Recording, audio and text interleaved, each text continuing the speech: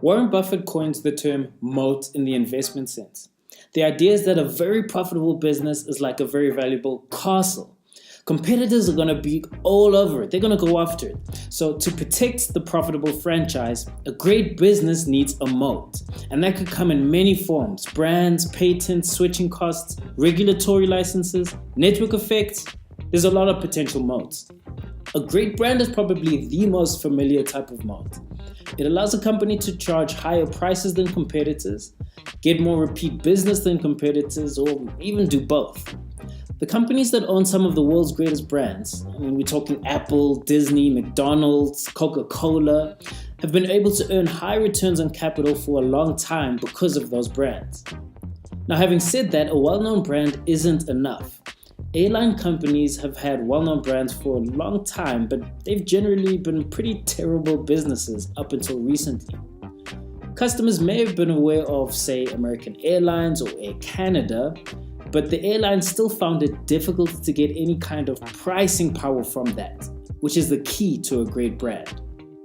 That may have changed recently after some consolidation and potentially more rational pricing power in the industry. Patents are another type of moat. Like a great brand, a patent is an intangible asset. The most obvious example of this is the healthcare space. Suppose there's a disease that a big proportion of the population suffers from. Pharmaceutical companies may decide to study that disease closer and put it under the microscope. Kind of like this. To incentivize that research and development, a pharmaceutical company's drugs can enjoy patent protection for years before generic versions of that drug can be made by other companies. Network effects may be my favorite type of moat. This is where the value of the service increases for all users as more people use it. So the value of Facebook rises for all users as more people use it, for example, at least in theory. It's a virtuous cycle. Once a company develops a strong network, it becomes a really strong moat for the business.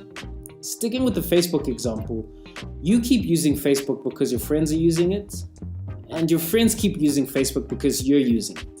Yeah, sure, there are a few competing social networks around, but chances are Facebook owns that anyways.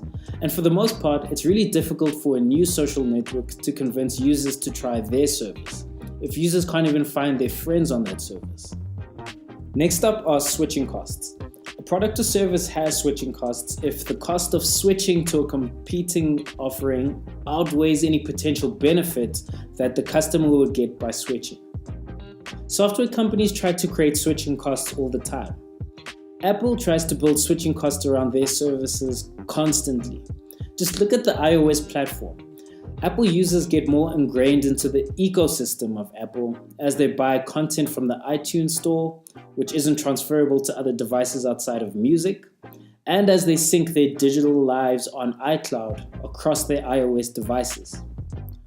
If you're a graphic designer and you've spent your whole life learning how to use Adobe Photoshop, it's going to take a lot for you to switch to another product, precisely because you spent years getting good at it.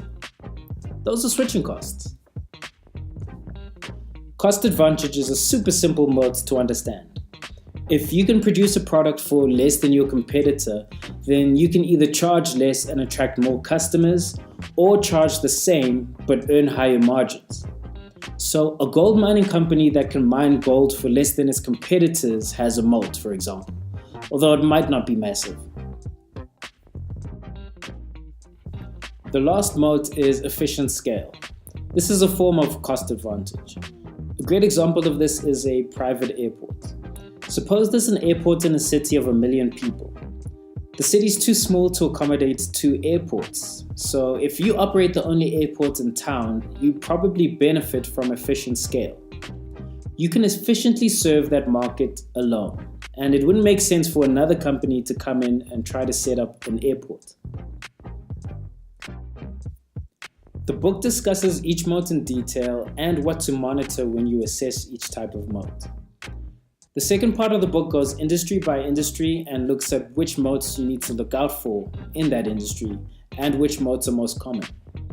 It gives a playbook that you can use to assess if a company is making the right strategic moves, to determine if a tech company's moat is widening, if an oil and gas E&P company even has a moat at all, and if a restaurant chain is making the right moves.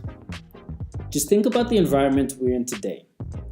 The average lifespan of an S&P 500 company has shrunk. It's gone from 61 years in 1958 to 25 years in 1980 to 18 years in 2011. Some of the world's most iconic companies are getting disrupted. Given this backdrop, moats are more important than ever.